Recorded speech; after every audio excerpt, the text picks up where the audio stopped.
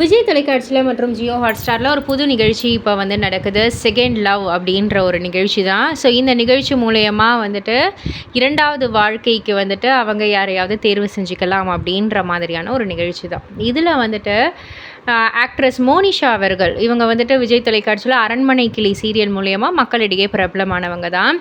அந்த சீரியலில் வந்துட்டு ஜானு அப்படின்ற ஒரு கதாபாத்திரம் பண்ணியிருப்பாங்க.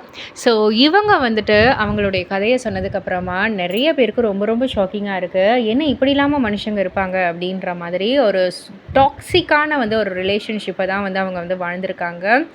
அதாவது அவங்க ஹஸ்பண்டே வந்துட்டு இவங்க கூட ஒன்றா இருக்கக்குள்ளேயோ, இல்லை இவங்க ட்ரெஸ் மாற்றக்குள்ளேயோ, இல்லை இவங்க குளிச்சுட்டு வரக்குள்ளேயோ எல்லா ஃபோட்டோஸ் வீடியோஸுன்னு வந்து இவங்களுக்கு தெரியாமலே வந்து எடுத்து வச்சுருக்காங்க. இந்த விஷயம் இன்னொரு ஃப்ரெண்டு மூலயமா வந்து இவங்களுக்கு வந்து தெரிய வந்திருக்கு. ஸோ இந்த மாதிரி பயங்கரமான டாக்ஸிக் ரிலேஷன்ஷிப்பில் தான் வந்து இருந்திருக்காங்க. அதை விட்டு வெளியில் வந்தால் போதுன்ற மாதிரி தான் வந்து 8 வருடங்கள் கழித்து அவங்களுக்கு வந்து ஒரு ஃப்ரீடம் கிடைச்ச மாதிரி ஆயிருக்கு. டிவோர்ஸ் வாங்கிட்டு வந்தது.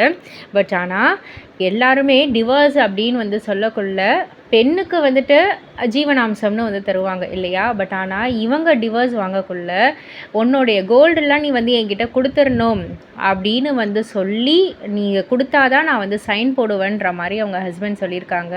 கிட்டத்தட்ட 100 சவரன் கோல்டு வந்து இவங்க கொடுத்து டைவர்ஸை வந்து வாங்கியிருக்காங்க. ஸோ எனக்கு அந்த இதிலேருந்து வெளியில் வந்தால் போதுன்ற மாதிரி தான் ஆயிடுச்சு அப்படின்ற மாதிரி ரொம்பவே உருக்கமாக வந்து சொல்லியிருக்காங்க. இதை பற்றி நீங்கள் என்ன நினைக்கிறீங்க? உங்களுடைய கருத்து என்ன அப்படின்றத கீழே உள்ள கமெண்ட் பாக்ஸில் குறிப்பிட்டு சொல்லுங்கள். மறக்காம சேனலில் சப்ஸ்கிரைப் பண்ணி பக்கத்தில் உள்ள பெல் ஐக்கானை கிளிக் பண்ணிவிடுங்க.